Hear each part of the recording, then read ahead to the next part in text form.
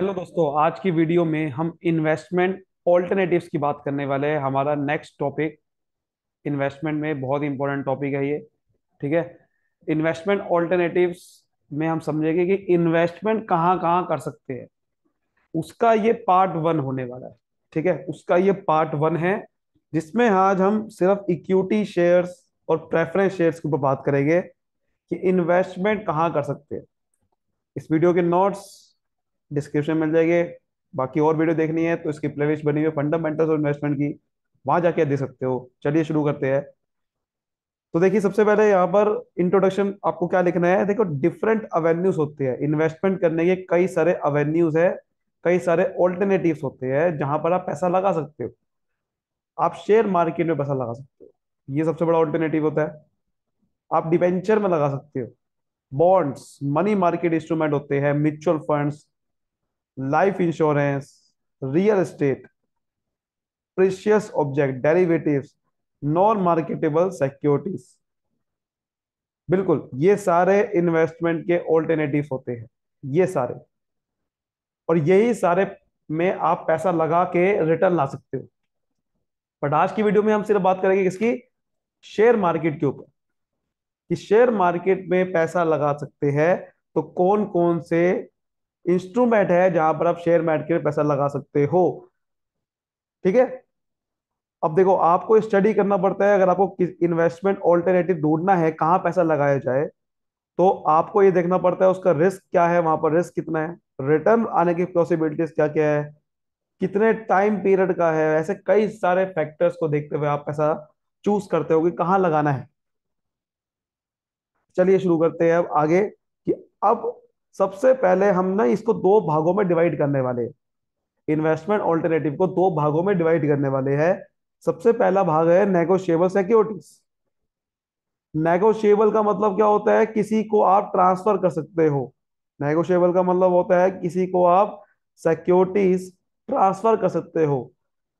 और not negotiable का मतलब होता है कि अगर मैंने उस सिक्योरिटी में पैसा लगाया तो अब मेरे को ही रिटर्न मिलेगा, मैं किसी को, किसी के ऊपर ट्रांसफर नहीं कर सकता वो। ठीक है ना। लेकिन नेगोशिएबल सिक्योरिटीज को हम आज पहले, ये पार्ट वन, ये मतलब इसमें हम स्टार्ट कर रहे हैं।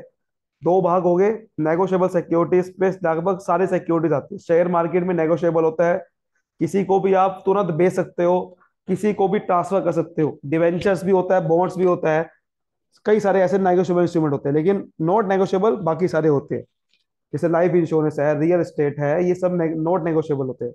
तो नेगोशिएबल स्टार्ट करेंगे जिसमें हम वेरिएबल इनकम सिक्योरिटी। नेगोशिएबल का भी पहला पार्ट होता है, कौन सा पार्ट, वेरिएबल, मतलब कि जो चेंज होता रहता है जिसमें इनकम, मतलब कि जिसके अंदर कोई फिक्स इनकम नहीं मिलने वाली आपको।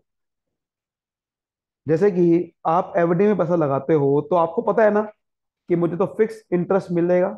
हाँ या ना, हाँ या ना, बिल्कुल। लेकिन बहुत सारे ऐसे इंस्ट्रूमेंट होते हैं जहां पर आपको फिक्स कुछ नहीं होता, डिपेंड करता है कंपनी के ऊपर। कंपनी हो सकता है कि पैसा दे आपको, प्रॉफिट होगा तो पैसा मिलेगा, हो सकता है ना मिले। तो वेरिएबल इनकम सिक्योरिटीज को समझेंगे जिसमें पहला होता है इक्विटी शेयर्स। जी हाँ, बहुत important topic, equity shares. Equity shares ऐसे शेयर, इसको ओनर शेयर भी बोलते हैं, ओनर शेयर्स। मतलब कि सबसे पहले जब कंपनी बनती है ना, तो आप इक्विटी शेयर ही इशू करती है वो। कंपनी जो पैसा लाती है कहीं से भी, तो इक्विटी शेयर होते हैं। इक्विटी शेयर का मतलब ऐसे शेयर जो जिसमें मालिक आना हक मिलता है आपको। यानी कि अगर आप एक कंपनी के शेयर खरीदते हो, इक्विटी शेयर, तो आप मालिक बन जाते हो कंपनी के। तो ये मालिकाना हक मिल जाता है। तो इक्विटी शेयर एक लॉन्ग टर्म फाइनेंसिंग के लिए होता है। कंपनी को जब एक एक साल से 5 साल 10 साल के लिए पैसा चाहिए होता है, तो लॉन्ग टर्म फाइनेंसिंग के लिए इक्विटी शेयर इशू करती है। इक्विटी शेयर जनरल पब्लिक को इशू करते हैं, और ये नॉन रिडीमेबल है, यानी कि पैसा वापसी नहीं मिलेगा आपको। अगर पैसा लगाया तो वो डूब भी सकता है। ठीक है। इन्वेस्टर को सबसे बड़ी चीज है कि राइट टू वोट मिल जाता है। राइट टू वोट का मतलब होता है कि हम मालिक बन गए हो, तो अब जो कंपनी में मीटिंग होगी, कंपनी में क्या होता है, कंपनी में मीटिंग होती है, कोई भी डिसीजन लेना होता है, जैसे पार्लियामेंट में क्या होता है, मीटिंग होती है ना। डिसीजन लेने के लिए हर एक की वोटिंग होती है कि बताओ कौन लोग फेवर में है, कौन लोग नहीं है। तो उस वोटिंग में वही पार्टी, वोटिंग का हक उसी को होता है जिसके पास इक्विटी शेयर होते हैं। इक्विटी शेयर वाले वोट डाल सकते हैं। तो अगर सपोज करो कि आपके पास कंपनी के 51% शेयर्स हैं, तो इसका मतलब आप 100 में से 51 वोट आपके हाथ में आ चुके हैं। 100 में से 51 वोट आप डाल सकते हो। तो बाकी सब सिर्फ 49 वोट ही डाल सकते हैं। तो डिसीजन आप लोगे असल में, क्योंकि ज्यादा वोट आपके पास है। तो जिसके पास ज्यादा वोट होता है उसके पास ज्यादा कंपनी पे कंट्रोल आ जाता है। तो इक्विटी शेयर वही होते हैं। समझ आ रही है बात अच्छे से? उसके बाद शेयर ऑफ प्रॉफिट मिलता है।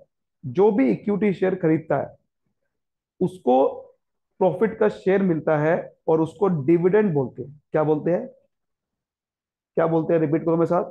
डिविडेंड। डिविडेंड मतलब part of profit. Part of profit यानी कि जो प्रॉफिट एंड में जाके बचा। सपोज करो कंपनी ने 5 लाख कमाया, सारे खर्चे मिटा दिए, सब खर्चे, सबको पैसा देने के बाद, मान लो सबको पैसा दिया 4 लाख का, एंड में जाके 1 लाख रुपए बचा। और ये 1 लाख रुपए से किसके लिए होता है? इक्विटी शेयर के लिए होता है। जो सबसे लास्ट में जाके पैसा बचता है, इसको बोलते हैं रेजिडुअल प्रॉफिट। जो बचा कुचा प्रॉफिट होता है लास्ट में जाके, वो किसको मिलता है? Equity share. उसको डिविडेंड बोलते हैं। और इक्विटी शेयर क्योंकि कंपनी के मालिक होते हैं, तो ये एसेट पे भी कंपनी के क्लेम कर सकते हैं, यानी कि कंपनी के एसेट पे हिस्सेदारी ले सकते हैं। कि भाई कंपनी का जो फर्नीचर है ना, फर्नीचर पे 10% अधिकार मेरा है। तो ये अधिकार एसेट्स पे वही ले सकता है जो कंपनी का मालिक होता है। तो पहली चीज आपको समझ में आ रही होगी, इक्विटी शेयर को राइट टू वोट मिलता है, यानी कि कंपनी की मीटिंग में वोट डाल सकते हैं डिसीजन मेकिंग में। प्रॉफिट का शेयर मिलता है, यानी कि डिविडेंड, बचा कुचा प्रॉफिट होता है सारा मिलता है। कंपनी के एसेट्स पे क्लेम कर सकते हैं कि इतना एसेट तो मेरा है। समझ आ गई बात? इक्विटी शेयर जैसे मर्जी आप इशू कर सकते हैं। आप पार वैल्यू पे कर सकते हो। पार वैल्यू का मतलब होता है जैसे कि 100 रुपए का एक शेयर है, तो 100 का 100 में इशू करा। 100 रुपए का शेयर 100 रुपए में करा तो इसको पार वैल्यू बोला जाएगा। ठीक है। फेस वैल्यू का मतलब वही होता है कि इसके पीछे वाली फेस वैल्यू क्या है। कभी कभार क्या होता है कि 100 का शेयर आप 150 में इशू करते हो, बट 150 में फेस वैल्यू क्या होगी? 100 रुपए होगी। फेस वैल्यू का मतलब ओरिजिनल वैल्यू क्या है शेयर की। कई बार आप शेयर महंगे में इशू करते हो, तो उसकी ओरिजिनल वैल्यू की जानने के लिए आप फेस वैल्यू कहते हो उसे। बुक वैल्यू का मतलब होता है कि कंपनी के सारे एसेट्स देख के आपकी वैल्यू निकाली जा रही है शेयर की। ठीक है। अब बात करते हैं कि इक्विटी शेयर्स कितने तरीके के होते हैं, टाइप्स ऑफ इक्विटी शेयर की बात करें, या इसको टाइप्स ऑफ शेयर कैपिटल भी बोल सकते हो आप। टाइप्स ऑफ इक्विटी शेयर बोल सकते हो या टाइप्स ऑफ शेयर कैपिटल, तब भी आपको यही लिखना है। तो सबसे पहला होता है authorise share capital. Authorise share capital वो शेयर कैपिटल होती है जो कंपनी जब पहली बार बनती है, कंपनी जब रजिस्ट्रेशन करवाती है अपना, उस समय कंपनी को बताना होता है अपना मेमोरेंडम ऑफ एसोसिएशन में। मेमोरेंडम ऑफ एसोसिएशन कंपनी का संविधान होता है, चार्टर होता है। उसके अंदर कंपनी को बताना होता है कि भाई कंपनी मैक्सिमम कितनी कैपिटल इशू कर सकती है मार्केट में पैसा लेने के लिए। पब्लिक से पैसा लेने के लिए कंपनी कितना मैक्सिमम इशू कर सकती है कैपिटल, उसको बोलते हैं ऑथराइज शेयर कैपिटल। लिखा हुआ ना, it is a maximum capital that company can issue. Repeat करो फटाफट।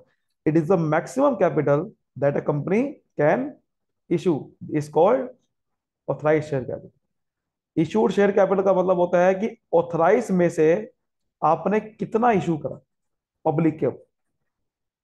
सपोज करो कि आपकी ऑथराइज शेयर कैपिटल थी 10 लाख, से ऊपर आप इशू नहीं कर सकते। तो 10 लाख में से आपने, कंपनी ने पब्लिक को 5 लाख रुपए बांटा, इशू करा 5 लाख की। तो 5 लाख रुपए इशू करा ऑथराइज में से, उसको क्या बोलेंगे? ये कौन सी कैपिटल बन गई? Issued capital. यानी कि कंपनी ने जो ऑथराइज शेयर कैपिटल में से कंपनी ने कितना इन्वेस्टर को ऑफर करा। अभी ध्यान रखना, ऑफर करा है अभी। कम इन्वेस्टर ने खरीदा नहीं है 5 लाख के शेयर, अभी ऑफर करा है, उसे क्या बोला जाएगा? Issued capital. ध्यान रखना, स्टेप बाय स्टेप मैनर में समझ रहे हैं? ये सारी capital step by step manner में। मैक्सिमम कैपिटल में से आप क्या इशू करते हो? जो इशू करते हो वो इशूड कैपिटल बन जाती है। मैक्सिमम में से जो इशू करते हो वो क्या बन जाती है? Issued capital. और जो इशू में से लोगों ने अब खरीदी, जितनी कैपिटल खरीदी, उसे क्या बोलेंगे? Subscribe capital. समझ आ गई बात? कि 5 लाख ऑफर करा, बट 5 लाख में से सिर्फ 2 लाख लोगों ने सब्सक्राइब करा। तो सब्सक्राइब का मतलब इन्वेस्ट करा, खरीदा, उसे क्या बोलेंगे, सब्सक्राइब कैपिटल। समझ आ गई बात। तो जो लोग इश्यूड में से जितने लोगों ने खरीदा उसे क्या बोलेंगे, सब्सक्राइब कैपिटल। ठीक है, आगे बढ़े। सब्सक्राइब कैपिटल समझ में आ गई, ये चीज होती है। पेड अप कैपिटल क्या होती है, पेड अप कैपिटल का मतलब वही चीज होती है, सब्सक्राइब कैपिटल में से कितना लोगों ने एक्चुअल में पे करा।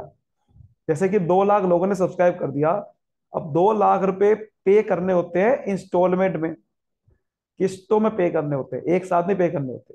अब कुछ लोगों ने 2 लाख में से सिर्फ 1 लाख ही पे करा, 1 लाख लोगों ने पे ही नहीं करा अभी तक। तो जितना पे करा उसे क्या बोला जाएगा, paid up capital. Subscribe capital में से जितना लोगों ने पे कर दिया उसे क्या बोलते हैं, पेड अप कैपिटल। तो वही लिखा, paid up capital is a part of subscribe capital that investor pay. ठीक है, the companies issue the share to the after collecting all the money. अब एक और चीज ध्यान रखना कि देखो, एक होता है कोल्ड अप कैपिटल भी होती है। यहां पर 1 लाख रुपए का मतलब ये है कि देखो ध्यान रखना, सब्सक्राइब कैपिटल दो तरीके की होती है, मैं आपको बता दूं। सब्सक्राइब कैपिटल दो तरीके की होती है, एक होते हैं subscribe and fully paid up, एक होती है subscribe but not fully paid. जो 2 लाख में से 2 लाख लोगों ने ही पे करे, 2 लाख के 2 लाख पे कर दिए तो subscribe and fully paid up capital बोलते हैं उसे। और 2 लाख में से कुछ पैसा पे किया, कुछ पैसा नहीं पे किया, उसको क्या बोलते हैं, subscribe but not fully paid. ठीक है, ये दोनों चीजें सब्सक्राइब कैपिटल में लिखी जाती है। ये दोनों चीजें सब्सक्राइब कैपिटल लिखी जाती है कि कितना पे किया और कितना पे नहीं किया। जितना लोगों ने पे कर दिया, जैसे मैंने आपको बात करी कि 2 लाख में से 1 लाख लोगों ने पे कर दिया, वो 1 लाख लोगों ने पे कर दिया, उसे क्या बोलते हैं, subscribe and fully paid up capital. ठीक है, बट बाकी 1 लाख लोगों ने मुझे 90,000 पे किया, ध्यान से सुनना मेरी बात को, बाकी 1 लाख लोगों ने मुझे 90,000 पे किया, तो इसे क्या बोला जाएगा, subscribe but not fully paid. कि लोगों ने सब्सक्राइब तो किया, 1 लाख पे करना था, बट पे कितना किया, 90,000। तो टोटल कितना पे कर दिया सर, 1,90,000। जितना लोगों ने टोटल पे कर दिया उसे क्या बोलते हैं, पेड अप कैपिटल। यानी कि 1 लाख लोगों ने 1 लाख पे किया था और 1 लाख लोगों ने 90,000 पे किया, जितना भी टोटल पे कर दिया उसे क्या बोलते हैं, फटाफट बोलो मेरे साथ, पेड अप कैपिटल। क्लियर हो गया कॉन्सेप्ट पूरा, कि पेड अप कैपिटल मतलब जितने लोगों ने पे किया। सब्सक्राइब फुली पेड अप भी हो सकता है, वो subscribe but not fully paid up भी हो सकता है। राइट शेयर की बात करें तो राइट शेयर वो शेयर होते हैं जो अपने कंपनी जब इशू करती है एग्जिस्टिंग शेयर होल्डर को, यानी कि जो एक्चुअल में पब्लिक को इशू नहीं कर रही कंपनी, अपने खुद के जो अंदर के शेयर होल्डर्स है, जो पहले से शेयर होल्डर है, उसको इशू कर रही है, उसे क्या बोलते हैं, राइट शेयर्स।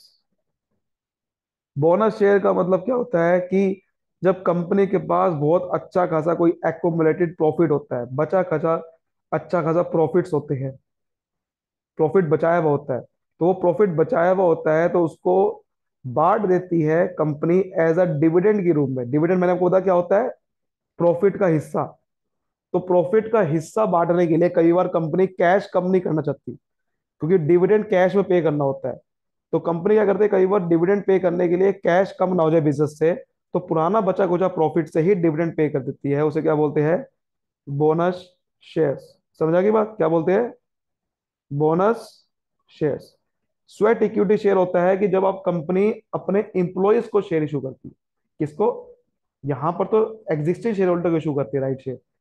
जब कंपनी अपने इंप्लॉयज को शेयर इशू करती है उसे क्या बोलते हैं, स्वेट इक्विटी शेयर। जो बहुत हार्ड वर्किंग होते हैं, स्वेट का मतलब पसीना, जो बहुत पसीना बहा रहे हैं अपने ऑर्गेनाइजेशन में, तो बेचारों को उनको शेयर इशू कर देती है कि ताकि उनको अच्छा लगे। क्लियर हो गया पूरा concept, authorise, issued, subscribe, paid up, सारी चीजें क्लियर है। अगली बात करें तो हमारा होता है फिक्स्ड इनकम सिक्योरिटी। अभी मैंने क्या बात करी, वेरिएबल इनकम सिक्योरिटी की, जो कि थे इक्विटी शेयर्स, सिर्फ इक्विटी शेयर्स थे। नेगोशिएबल सिक्योरिटी में दूसरा कौन सा टाइप आता है, फिक्स इनकम, जहां पर आपको फिक्स पैसा मिलता है, उसमें है प्रेफरेंस शेयर्स। क्या बोलते हैं, प्रेफरेंस शेयर्स। प्रेफरेंस शेयर ऐसे शेयर होते हैं जो कि, देखिए शेयर्स दो तरीके के होते हैं, जैसे कि मैंने आपको अभी अभी पहले आपने क्या देखा, इक्विटी शेयर। इक्विटी शेयर में आपने क्या समझा? इक्विटी शेयर में आपने वो समझा कि इक्विटी शेयर ऐसे शेयर होते हैं जो कि मालिक का ना, आपको हक मिल जाता है। अगर आपने शेयर खरीदा तो आप मालिक बन गए कंपनी के, आपको राइट टू वोट मिलेगा, आपको कंपनी में डिविडेंड मिलेगा। हालांकि डिविडेंड फिक्स नहीं होता, जो बचा कुचा प्रॉफिट होगा मिलेगा, वरना नहीं होगा, प्रॉफिट बचा हुआ नहीं मिलेगा। आपको वोटिंग राइट मिलता है, आपको कंपनी के एसेट का क्लेम कर सकते हो, ये देखा ना। लेकिन प्रेफरेंस शेयर क्या होता है? बिल्कुल उल्टा। प्रेफरेंस शेयर है तो शेयर ये भी, बट यहां पर आपको डिविडेंड किस में कैसे मिलेगा? फिक्स्ड। ठीक है, पहले से ही अनाउंस कर दिया जाएगा। इक्विटी शेयर होल्डर को डिविडेंड मिलने से पहले पहले प्रेफरेंस वालों को डिविडेंड मिल जाता है, कि उनको पहले डिसाइड कर देगा भाई आपको 10% का डिविडेंड हर साल प्रॉफिट का मिलना ही मिलना है, चाहे कुछ भी हो जाए। ठीक है, तो if the company has decided to pay out its dividend to investor, preference share को सबसे पहले मिलता है, तभी इसका नाम प्रेफरेंस है। सबसे पहले प्रेफरेंस किसको मिलती है? प्रेफरेंस शेयर को। इक्विटी को पहले प्रेफरेंस नहीं मिलती। किसको मिलती है? प्रेफरेंस। सबसे पहले डिविडेंड इसको बटेगा। सबसे पहले जो कैपिटल, जैसे कि कंपनी अगर बंद होगी, वाइंडिंग अप होगी, वाइंडिंग अप का मतलब होता है कंपनी का बंद होगी अगर, तो कंपनी बंद होगी तो सबको पैसा वापस देना पड़ता है ना। तो जो प्रेफरेंस शेयर होल्डर ने पैसा लगाया था कंपनी में, कैपिटल अगर वो वापसी देनी है, तो सबसे पहले किसको मिलेगी? प्रेफरेंस शेयर होल्डर को ही मिलेगी। इक्विटी शेयर होल्डर जो होते हैं उनको पैसा पहले वापसी नहीं मिलेगा, जो उन्होंने कंपनी में लगा रखा था। पहले किनको मिलेगा? हमेशा प्रेफरेंस वालों को। इसलिए इसका नाम प्रेफरेंस है। दो चीजों में प्रेफरेंस है इसकी। सबसे पहला क्या है? रिवाइज करो फटाफट मेरे साथ, क्या है? Fix dividend. ठीक है, जो बचा कुचा लास्ट में प्रॉफिट होता है सबसे पहले किसको मिलता है? प्रेफरेंस वालों को। उसके बाद आपको क्या सेकंड इसकी प्रेफरेंस क्या मिलती है? Repayment of capital. जो पैसा अगर कंपनी वापसी देगी कैपिटल का, वो सबसे पहले किसको वापसी देगी? प्रेफरेंस वालों को। समझ आ गई बात? अब देखो, ये सबसे इंपॉर्टेंट चीज है। अगर कंपनी लॉस में जा रही है, वाइंडिंग अप हो रही है, ठीक है, वही चीज लिखी हुई है, the last payment will be made to preference share holder before paying equity. यानी मैंने आपको अभी बताया ना कि जब कंपनी बंद होने वाली है अगर, सबसे पहले पेमेंट किसको मिलेगी? प्रेफरेंस शेयर होल्डर को मिलेगी, इक्विटी से पहले। और दूसरी चीज एक और होती है, प्रेफरेंस शेयर को हम इजीली कन्वर्ट भी कर सकते हैं इक्विटी शेयर में। उसे बोलते हैं कन्वर्टेबल प्रेफरेंस शेयर। अगर कोई आपने कन्वर्टेबल प्रेफरेंस शेयर खरीदे हैं, तो आप इक्विटी में बदल सकते हो। कुछ प्रेफरेंस शेयर होते हैं जिसको आपको अरियर ऑफ डिविडेंड मिलता है। मतलब कि मान लो कि पहले साल आपको डिविडेंड फिक्स मिल रहा था 10% का, आपको नहीं मिला, कोई बात नहीं। अगले साल आपको डिविडेंड मिल रहा था 10% का, आपको नहीं मिला, कोई बात नहीं। लेकिन तीसरे साल आपको जो 2 सालों को पिछला नहीं मिला था, वो मिल जाएगा वापसी। 10% पहले साल वाला, सेकंड साल वाला 10%, और थर्ड ईयर में 10% जो मिल रहा है वो तो मिलेगा ही। यानी कि 30% आपको मिलेगा डिविडेंड। इसे बोलते हैं क्यूमुलेटिव प्रेफरेंस शेयर्स। यानी कि जो अगर पिछले साल के डिविडेंड आपको बकाए है, अरियर का मतलब बकाया है, जो नहीं मिले, वो भी आपको वापसी मिल जाएंगे। लेकिन अगर वो तब मिलेंगे अगर आपने क्यूमुलेटिव प्रेफरेंस शेयर खरीदे, वरना नहीं मिलेंगे। तो प्रेफरेंस शेयर्स बहुत तरीके के होते हैं। क्यूमुलेटिव यानी कि अगर डिविडेंड अगर आपको नहीं मिला कई सालों में, वो आपको वापसी मिल सकता है, लेकिन नॉन क्यूमुलेटिव वापसी नहीं मिलेगा। एक होता है पार्टिसिपेटिंग, एक होता है नॉन पार्टिसिपेटिंग। पार्टिसिपेटिंग का मतलब होता है कि अगर कोई एक्स्ट्रा प्रॉफिट हुआ कंपनी को, तो उसमें वो पार्टिसिपेट करते हैं प्रेफरेंस शेयर, उनको कुछ हिस्सा मिल जाएगा एक्स्ट्रा प्रॉफिट हुआ तो। ठीक है, लेकिन नॉन पार्टिसिपेटिंग वालों को एक्स्ट्रा हिस्सा नहीं मिलता है। समझ आ गई बात? मतलब कि जैसे कि आपको ये पार्टिसिपेटिंग वालों को डिविडेंड तो मिलता है, जैसे कि 10% का डिविडेंड मिलेगा ही मिलेगा। लेकिन कंपनी, मान लो कि कंपनी ने कहा कि अगर मैं 1 लाख का प्रॉफिट कमाऊंगी, तो उसका कुछ हिस्सा आपको भी मिल जाएगा, डिविडेंड के रूप में नहीं, ऐसे ही पार्टिसिपेटिंग के रूप पे। कि आप प्रॉफिट अगर एडिशनल कमाती है कंपनी, तो उसमें आप पार्टिसिपेट आपको कर सकते हो, उसके अंदर आपको मान लो 10% और मिल जाएगा। तो इसे बोलते हैं पार्टिसिपेटिंग। नॉन पार्टिसिपेटिंग वाला नहीं मिलता। रिडीमेबल मतलब कि जिनको पैसा वापसी मिल जाएगा, आपने 1 लाख रुपए लगाए कंपनी में, तो एक के 1 लाख में वापसी मिल जाएगी। यानी कि जहां पर आपको पैसा वापसी मिल जाएगा उसे बोलते हैं रिडीमेबल। लेकिन एक होता है नॉन रिडीमेबल, बट ये ज्यादातर इशू नहीं होते। नॉन रिडीमेबल का मतलब पैसा आपको वापसी नहीं मिलेगा, एक बार पैसा लगा दिया वो पैसा वापसी नहीं आ गया आपका। कन्वर्टेबल मतलब कि जो इक्विटी शेयर में कन्वर्ट हो सकते हैं, एक होते हैं नॉन कन्वर्टेबल जो नहीं हो सकते। ये सारे टाइप्स होते हैं प्रेफरेंस शेयर के, समझ आ गई बात। Cumulative, non cumulative, participating, non participating, redeemable, non redeemable, convertible, non convertible. उम्मीद करता हूँ दोनों में आपको अच्छे समझ में आया होगा। एक बार फीचर समझ लो प्रेफरेंस शेयर के, आपको और क्लियर होगा। मैंने आपको क्या बताया, प्रेफरेंस शेयर पे क्या राइट मिलता है। सबसे पहले आपको प्रेफरेंशियल राइट हर चीज में मिलता है, जैसे कि कैपिटल में तो मिलेगा मिलेगा, एसेट्स में मिलेगा। जैसे कि जब कंपनी बंद होती है ना, तो कंपनी बंद होती है तो एसेट पे आपका, एसेट जब वापसी देती है, एसेट को बेच के जो पैसा देते हैं, तो उस पे भी प्रेफरेंस राइट किसका रहेगा, प्रेफरेंस शेयर होल्डर का। तो कंपनी के एसेट्स में प्रेफरेंस राइट इनका रहता है। कंपनी की कैपिटल जब वापसी देगी, इनको मिलेगी सबसे पहले। इनको फिक्स डिविडेंड मिलेगा। इनको सबसे पहले पेमेंट पहले मिलेगी वाइंडिंग अप में। इनको ये रिडीम हो सकते हैं, क्योंकि ज्यादातर मैंने बताया ये रिडीमेबल ही होते हैं, नॉन रिडीमेबल नहीं होते। ये इजीली कन्वर्ट हो सकते हैं अगर वो कन्वर्टेबल प्रेफरेंस शेयर है तो। कुछ प्रेफरेंस शेयर को क्यूमुलेटिव अरियर ऑफ डिविडेंड, यानी कि कोई पिछले साल का अगर डिविडेंड नहीं मिला हुआ तो वो भी मिल जाता है, लेकिन इक्विटी वालों को नहीं मिलता। अगर इक्विटी वालों को डिविडेंड नहीं मिला तो नहीं मिलेगा वो। प्रेफरेंस शेयर जो पैसा लगाता है प्रेफरेंस शेयर में, वो मीडियम से लॉन्ग टर्म पीरियड के लिए लगाता है। यानी कि मीडियम पीरियड हो गया जैसे कि 1 से 5 साल के लिए, लॉन्ग टर्म हो गया 5 से 10 साल, 15 साल के लिए। तो इसलिए इसमें जो रिस्क होता है वो लो होता है। इक्विटी में रिस्क ज्यादा होता है, क्योंकि आपका पैसा हो सकता है कि डूब भी सकता है इक्विटी में। बट प्रेफरेंस वालों को कोई डर नहीं होता, रिस्क नहीं है, कोई फिक्स मिल रहा है पैसा। तो एक बार शॉर्ट में जरा डिफरेंस की बात करते हैं कि हमने अभी तक क्या समझा।